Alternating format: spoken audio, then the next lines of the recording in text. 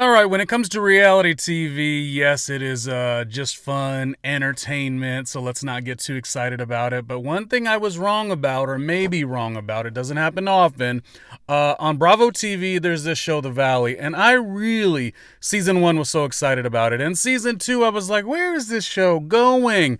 And then all of a sudden, you got season 3, and it's just really not going anywhere. Obviously, this is the departure of Jax, and this is probably what the big problem of the show is. And I know Danny is a part of the conversation maybe, and there's all these different dynamics, but in my opinion, you know, the real problem of this show is that you need a solid lead. You need somebody strong in the, you know, if this was Real Housewives, center Diamond, center Apple, center Peach, you know, the lead of the show. You need that. And Brittany and her sparkle. I'm glad Brittany's got her sparkle back, but I think we have been led on for too many seasons that Brittany is like this entertaining, sweet. I think I don't know, I'm missing something. And I think The Valley season 3, as I finally, binge watched it again and kind of was like, you know what? Maybe I was wrong. I was wrong that The Valley isn't that bad. I thought it was. But what I was right about is that Brittany is slowing the show down, and we cry and have sympathy for her every second since Vanderpump Rules, when she willingly went into a relationship with a man like Jax Taylor, who is now happy and in love with a publicist. I mean, if one thing Jax did is he always presented exactly who he was. And Brittany, if anything that she's just not fit, in my opinion. Who am I? Who cares? Randomly Ronnie Jr. Hello. Make sure you go to randomlyronniejr.com. And if you want to support all the content that I do, there's over 1,500 episodes. And I did work in radio for over 20 years. Go to patreon.com/randomlyronniejr to support. Once again, patreon.com/randomlyronniejr. But the point is, who am I? My opinion doesn't matter. It's not like Alex Baskin is saying, randomly, Ronnie, what do we think could improve the Valley? But if he were to ask me that question, I would say Brittany is no longer serving the purpose of the show as the lead. Brittany doesn't seem like a horrible person. She seems sweet. But how many times could we see her cry about her not having her sparkle? Oh, I got my sparkle back. It is really slowing the show down. And I've got a lot of faith in the show, The Valley. I do. Because, I worked in radio all those years ago. Burbank has a lot of the studios. I worked for, this company, that company. So I was always running all around Burbank or whatever back in my, was it late 20s, early 20s, late 20s, and even early 30s. Now I'm in my 40s. So I've always loved the Valley. I lived in Studio City. The Valley is something very special, driving on Ventura Boulevard, going to Tahunga Park. I like the Valley. And though the show wasn't about the Valley per se, it was about the next stage of the Vanderpump Rules cast. I still have a soft spot in my heart that the show The Valley will do well because I spent many years in that area, North Hollywood. Even doing AfterBuzz, we're in North Hollywood at the time, and just so much great energy of up and coming talent, and it was just a cool vibe. So The Valley to me should be a show that does win, and I think it gets success and ratings and it wins, but it's never a fun watch. And I think the lead does need to change. It cannot be Brittany. I don't know if she did well on a Cume rating or something like that, and she just continues to be like the focal point of this show, and she's got her sparkle back. But I just don't think that she's doing enough. Going down the line, so to speak, of all of these people, I think we need more Kristen. The complexities of Kristen and the relationship and all of that is fun to watch. Fun meaning like intense, but also Kristen is always compelling. And to see the growth that she had from Vanderpump onto The Valley is good, but I feel like if anything, we need more of her. Lala is good, but she's almost too good at her job. Lala has a shell or this certain guard about her, which is good. I would also probably feel the same way, having to do this show and how rough all that comes with it. But her launching out at Nia and Danny, it is feeling like too much of a TV show when it comes to that, because it's at that point, it's like it's been expressed. You don't like him. You don't like the way he treats Nia. She still likes him, and they're still in love and they're still working it out. And it gets very tricky, I think, when you get into a relationship, when you judge someone else's relationship and it's not yours, that at one point you do want to throw a couple of opinions to be caring, as what I guess Lala's trying to do with these, exchanges with Danny, is that, she really cares about Nia, and how dare Danny be such a jerk. But I think you have to let people do what works for them. Now, if Nia came to the group and was like, I can't stand dealing with Danny, and I feel depleted, and I feel lost, and I feel like I don't know where to go, that would be a different story. There is a time where you inserting yourself into someone else's relationship does only make you look repetitive. And in this case, it makes you look like, I'm not saying Lala is not really feeling these things, but it makes you look detached from your actual opinions, and you're like, oh, that's very much being pushed and put on for a show. Do I like Danny and Nia? I do, and I also feel like, why are we seeing such like every step of what they do? Because going back to season 1, they were like the perfect couple, and now, like, even though they've made some errors and Danny is a drunk on the show, something he will have to work on, or see himself back on the TV and, wow, this is how I, reacted and looked. It was a bit odd to my character. He's going to have to check that, sure. But I think one thing that is interesting to me is that it's as if they can't do anything right, because I believe the cast, I think they do the show all together, and it's like season 1, Danny and Nia are put on a pedestal. And it almost feels like season 2 and now into 3, there's been these weird coincidences that every story arc, every conversation almost is to throw and add a little lower, like lower your take it down a notch, For Danny specifically. I feel like all the gals and all the guys like Nia, but for Danny, it's like they're trying to, expose something about him or whatnot. And I just feel like, what he's doing bad is he's taking that bait, and then he's really showing out and being a bit of a jerk. But I'm just kind of like, you got to live and let live. And Danny and Nia seem to have a great relationship.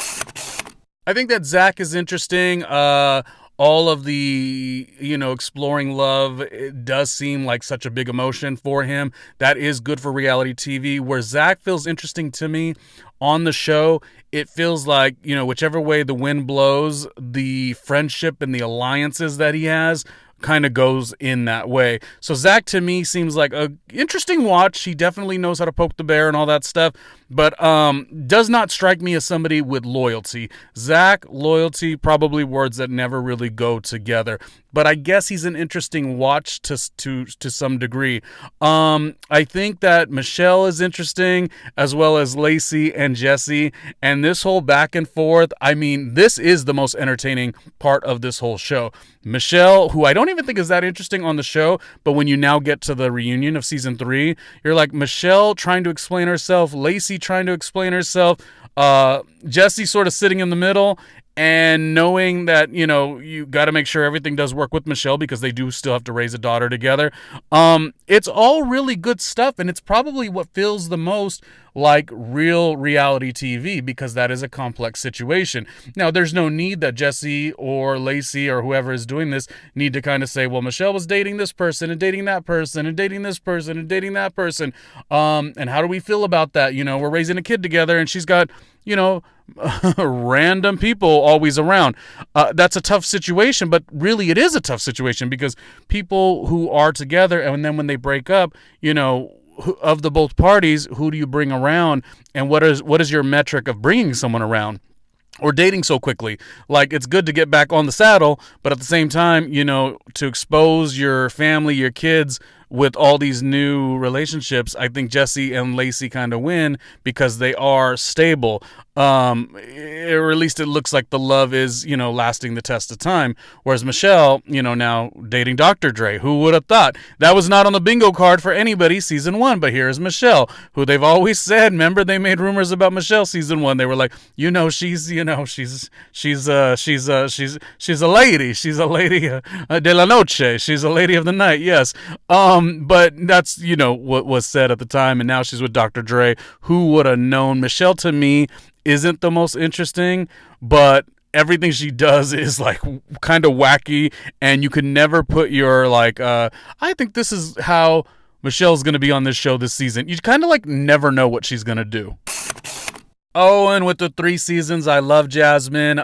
Hearing about Jasmine's wedding, although you hear about Jasmine's wedding, you hear about Danny being drunk. But Jasmine's wedding, Jasmine, the only thing that we aren't getting with her is we get so much of Jasmine as it relates to the other cast.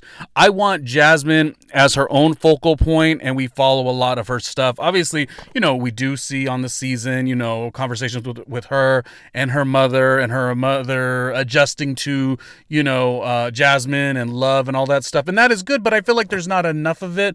And I feel like she, you take Brittany out of the lead, as the lead of the show, because she's always in the center. Brittany is, and Jasmine doesn't have to be the lead, but like let's give her a little more camera time, some air time, because I feel like Jasmine is really starting to get going. She made the comment that really shocked the whole table, which is, are you overwhelmed, busy, balancing all of these things, or is your bad behavior an excuse you use every time that you do present bad behavior? It's like, oh, because of this and because of that. That was a hard, and probably a split of opinions. Some people thought this, some people thought that. That was a hard call out. I don't know that anyone necessarily agreed with her 100%, and I know there's going to be a lot of people that disagreed with her and are like, you have no idea what it takes to balance, with the family and raising kids. Like, it's going to be a split on that one, but at least she did say it, and now we said it. At least she said it. And what's interesting about that, it reminds me of old Vanderpump Rules, where they really like inserted bits of conversation to drive like a little bit of well, this is what I think, and then it's either I'm not trying to do that, or you have no idea,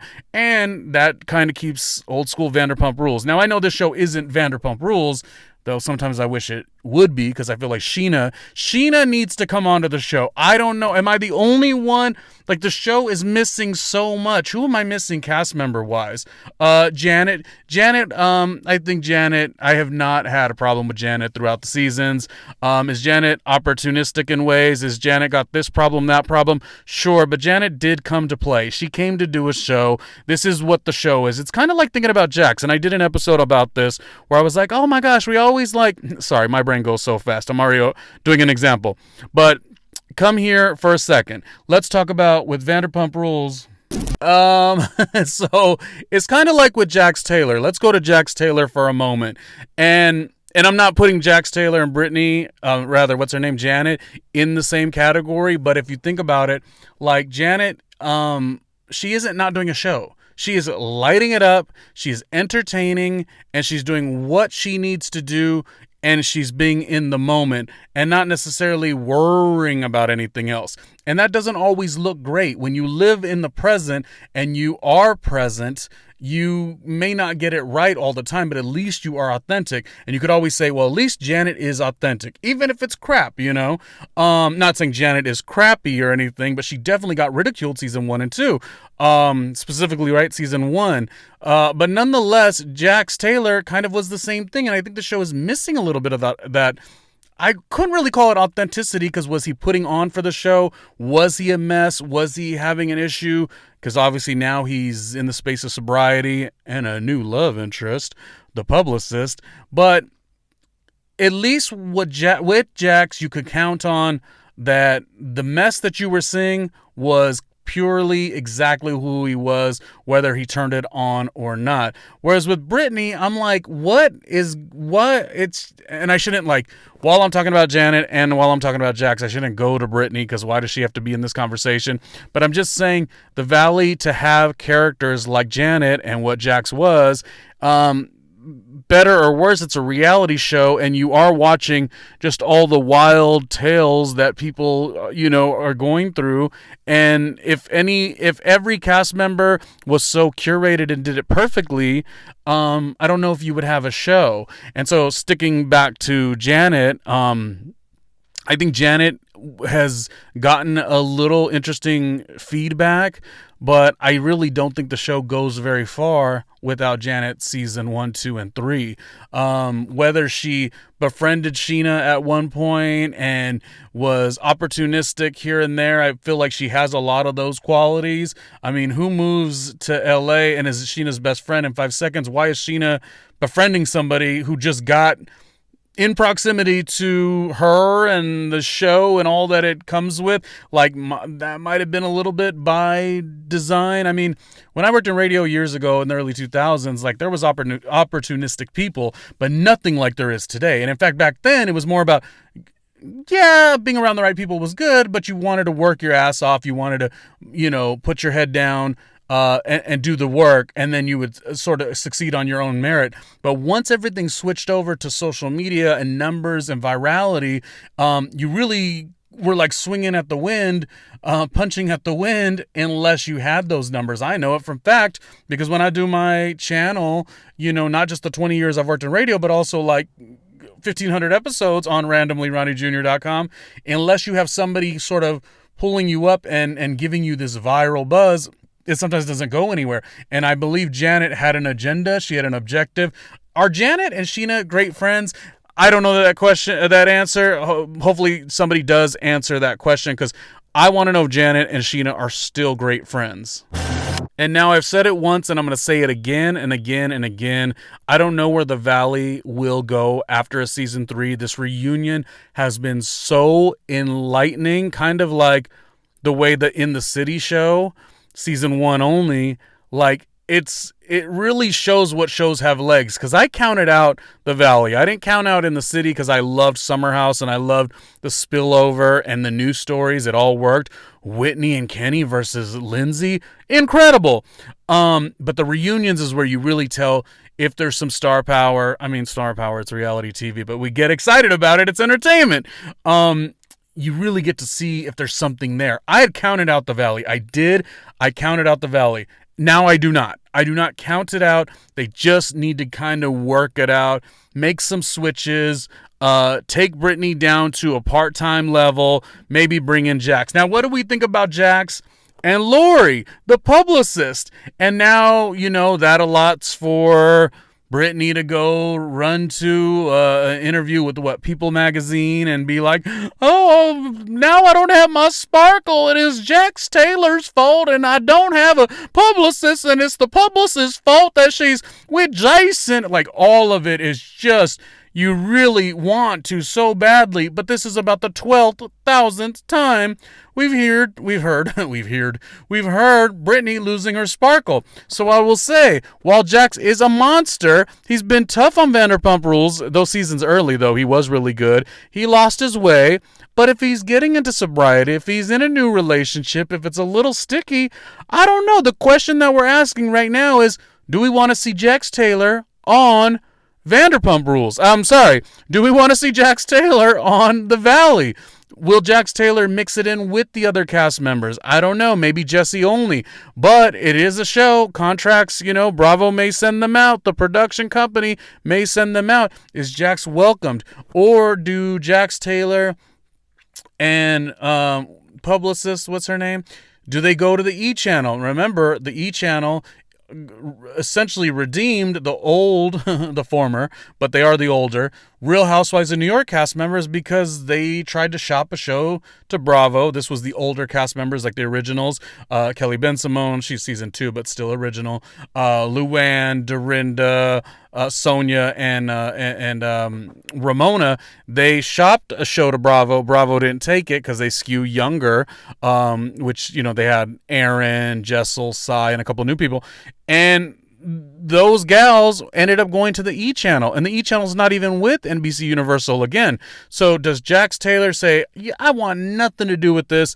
And does he take his new loving relationship, whether that's going to go or not, the interesting crossover between his ex-wife's publicist, now his new girlfriend or whatever, and his sobriety, and even the dynamics between, like, being on a show, post being this model rockin' body, now you're approaching your 50s. Where do you go and how do you balance it all in a good way? There's not as much opportunities at that time.